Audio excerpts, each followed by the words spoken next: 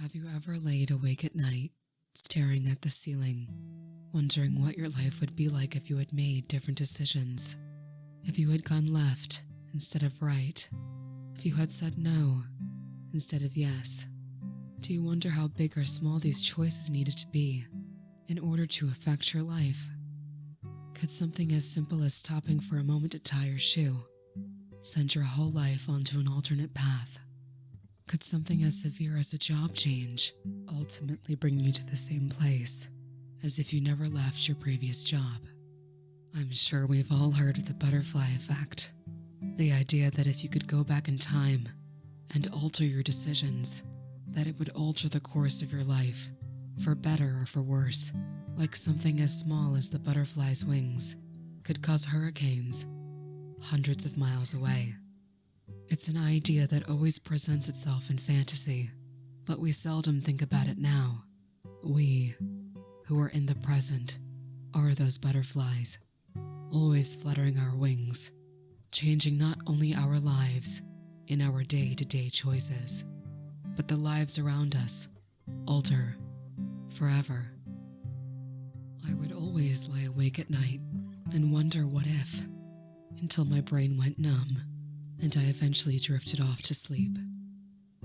Just like the butterfly effect, though, these thoughts only existed inside of a bubble of fantasy that popped whenever the sun rose. The thoughts plagued me for many nights, but they were always just flights of fancy. I always thought that if I did have the power to change things, that I would opt not to. It's a lot of responsibility to alter your life, and by proxy others, and a lot of arrogance to assume you'd make anything better. Sometimes I think about what would happen if I was able to go back and urge my mother to see a doctor faster, if we were able to detect her illness before it got too bad, before she would eventually have to be moved to hospice. I don't know what was harder, seeing her leave her own home on a stretcher or packing up her belongings. As I put things into boxes, I would have brief memories of my childhood. Each object I touched, I could remember my hands, much smaller hands, running over the object, trying to discover how it worked. Mom always loved how curious I was, said I was going to solve the world's mysteries someday. The memories faded, though. Every time I placed something into a cardboard box, I had to stifle the memory and move on. I don't even remember grabbing the TV, one of those old TVs that had layers of static over whatever you were watching. I just remember my forehead hitting the curved glass, my fingers wrapping around the side of it. The air in the house was so still, it felt like the world had stopped moving just to let me sit in the moment. The corners of my mouth dropped like fishing hooks, were dragging them down. My fingers shook, rattling the TV against my forehead. No words came out.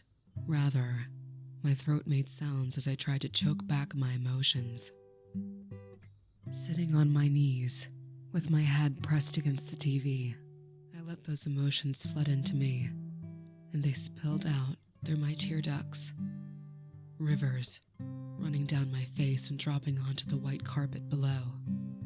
After however long, with my throat hoarse and my face drying, I was able to pick myself up from the carpet and put everything away. I had scheduled movers to come by and take care of some of the heavier stuff. They were supposed to take the TV, but I decided to hang on to it. Putting it into my car, I drove home and let it sit in the middle of my living room, not wanting to drag it anywhere else. The day had already been long enough. I made my way up to bed. Exhausted and worried, I watched the ceiling. The room was dark and the view above me looked infinite, and my mind began to wander to memories of the time I had spent with my mother in the past year, times where I would look at her, see the gloss in her eyes, or the way she moved across a room, and just tell myself she was getting old. All of the crimson red flags I personally watched hoisted high into the air. Yet, ignored. Those flags are all I can see now. Armies of misinterpreted signs of aging marching across the battlefield. All my failings, hoisted high. Raising my arms, I crossed them over my eyes. A different kind of infinity, one I could fall asleep in. I wasn't able to see the sunrise immediately, but enough of it was able to creep under my arms to create a pink silver of light. Moving my arms, I saw the infinity was gone, and I crawled out of bed to get ready, to see my mom. My house felt just as still as hers was, especially when I made my way downstairs, and I saw her TV sitting in the living room, reflecting the room and myself on its black screen. Pulling myself away, I headed into my car and started driving. On the way, I looked down and noticed the needle on my fuel gauge drifting towards empty. I thought for a moment about whether I could make it to the hospice and back with what I had left. I didn't want to waste my limited visiting hours waiting for my gas to fill up, but it was a close call. Ultimately, I pulled into a gas station and pressed the nozzle into my car. Squeezing the pump, I watched the small digital numbers climbing higher and higher. Mom always used to try to get it to hit 20 exactly, and it's one of those habits I kind of just mindlessly try to replicate. I watched the numbers blur together, and releasing the handle revealed that I had missed the mark. Digital numbers, reading $22.35. Paying my total, I once again got on the road. Part of me was dreading seeing her, at least seeing her in a place like that anyway. It was like accepting that it was real, and I didn't want to do it. Maybe that's why I stopped for gas, just to delay it for a moment. Once I got there, though, it sunk into me how real this was. It was exactly like I was worried it would be. Sitting at the side of her bed as she laid on her back looking towards the ceiling. Felt like she wasn't even there. Thoughts of her flying over cityscapes filled my mind. I could feel her, though. The heat of her hands were giving off when I placed mine over them.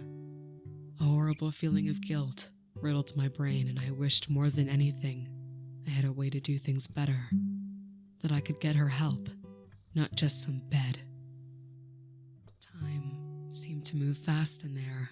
Almost as soon as I saw her, I was walking out of the building and heading back home. I was surprised to see that as I pulled up to the driveway, there was a light emitting from inside my living room. It was soft and blue, flicking in and out, like something was passing in front of it. I turned off my headlights and watched the display from my driveway before getting the courage to step out of my car. Slowly, I walked up my steps and walked across the porch to try to peek through the curtains. My heart rattled as I looked inside my house to find that the old cathode ray TV in the middle of the room was on. The rest of the house was dark, and I didn't hear any source of movement. But watching the TV, it was clear. The nature of the old TV was causing the flickering light. Unlocking my front door, I stepped inside and looked at the TV with the same skepticism I would give an intruder, like the thing had violated my privacy. I could feel myself unintentionally keeping my distance from it, like I was worried it was going to attack me.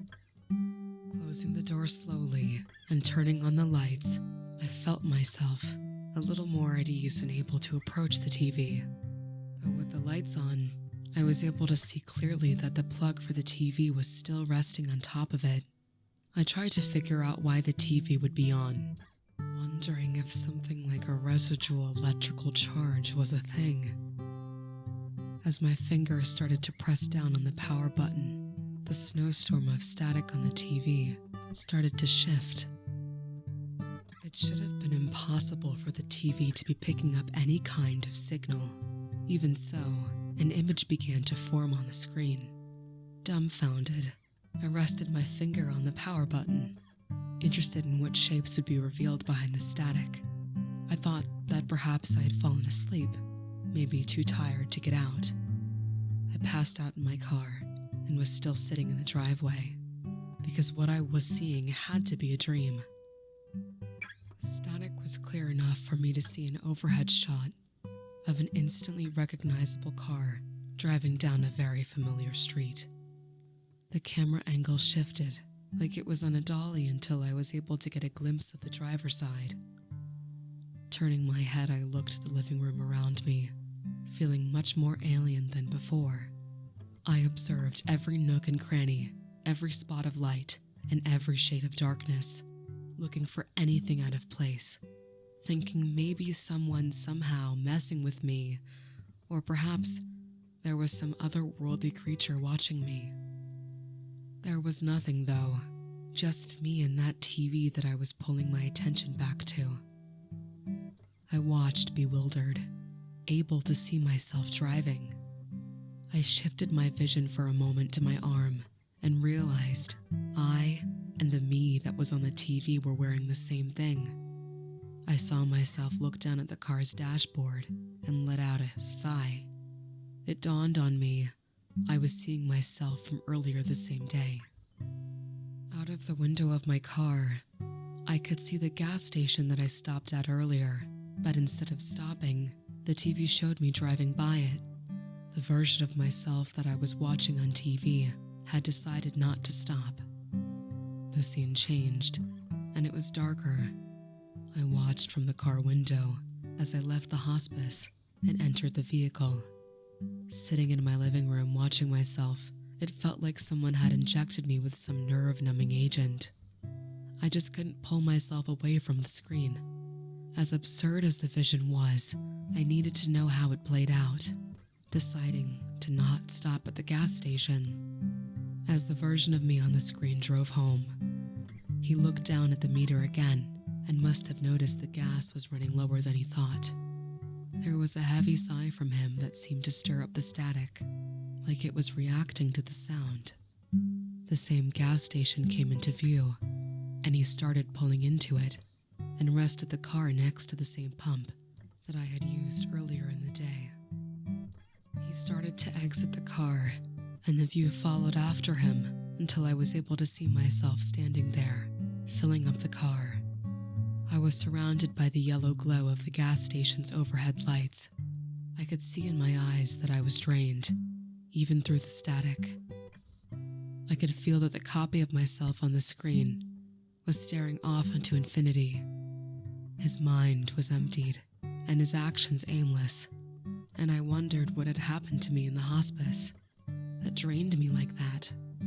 With his fist still clenched tight, he started pulling the nozzle out of the car, and as he carelessly pulled it loose, he slipped.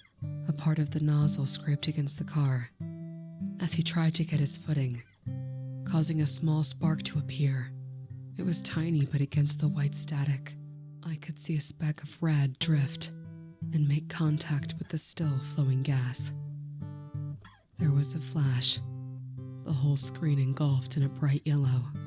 A noise rang out, a loud bang, as if somebody had put a magnum right next to my ear and pulled the trigger. I reacted by throwing myself backward, away from the TV, as the thing had just snipped at me. Fingers spread on the carpet, a ringing in my ear. I stared at the TV that had returned to the dark screen it had when I left this morning. Again, the screen sat there, looking like the ceiling of my bedroom always had, a land of endless possibilities. I had just seen what would have happened if I had chosen to not get gas. I had seen the outcome of a different decision, and it ended with that. Such a simple choice meant the difference between me making it home or not. There was no way I could sleep. I didn't think I would be able to. I would just sit there, wondering what I had just witnessed. Instead, I tried to figure it out. I looked over the TV, trying to see if there was some alternate power source. I'm not sure what I was looking for, though, maybe even the smallest inkling of a rational explanation where there wasn't one. As I stood in the living room, staring down at the object in front of me, I considered what I should do with it. I didn't want to throw it out, so I thought it might be okay to just put it in the basement, where I could ignore it. But I was too curious, and wondering about the TV felt like the only thing that was going to keep my thoughts away from my mother. I even wondered if it would be able to show me what would have happened if I had caught my mother's illness sooner, if I had been better. So I decided to let it be, and maybe I could see a better life for my mother. As I had thought that I wouldn't bring the TV downstairs, I turned it on again, calling back the static. Specks of white and black drifted about the screen, until the image, as expected, shifted. Though where I was hoping to see my mother, I instead saw my living room, with me standing in front of the TV, biting my nail. I watched as I leaned down and grabbed the sides of the TV, before hoisting it in the air, and I realized what I was watching. This was the timeline where I had chosen to take the TV into the basement. I looked over at the basement door several feet away from me, and then back at the TV. The copy of myself made his way over to the same door, resting the TV on his forearms to free a hand that was able to turn the handle. The basement door swung open, and with a careful flick of a nearby switch, I saw light emit from the doorway. Slowly, the copy of myself stepped down the stairs, trying not to topple over, but I knew he was shaken from what he just watched. I know because I was still shaken. I couldn't understand why immediately I needed to put the TV in the basement. It could have waited, right? If I had decided to bring it downstairs, could I have waited? The camera followed behind me, and from over my copy's shoulder, I could see the cord on top of the TV slide off. But my copy couldn't. There was a soft thud as the cord landed on the wooden step, and when my copy tried to shift to see the source of the noise, his foot landed on the cord, and his ankle rolled in response. It all happened entirely too fast. With his foot still holding the cord down, my copy started to fall forward. The TV came loose from his hands and he tried to grab the nearby railing, but his momentum was too much to brace. He fell over the TV and flipped down the wooden stairs, twisting his arm behind him. I could hear each impact as his body tumbled to the bottom of the steps.